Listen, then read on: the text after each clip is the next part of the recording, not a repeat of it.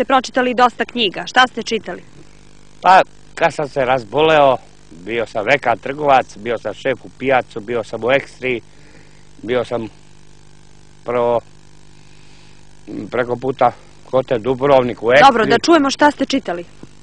Stari i Novi Zavet, Sveto pismo, Nostradamusa, Tarabiće, Jehovine svetoke, kule stražara, Zodijak.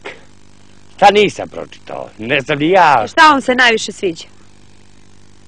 Pa najviše me se sviđa Stari Zavet. Zašto? Šta tu ima? Ipak tu ima u Novom Zavetu, tu i ovamo i onamo, ima nekih preferencija, ali Stari Zavet najviše mi se sviđa. Kako se živi ovdje u Lipnici? Pa super, eto. Dobro.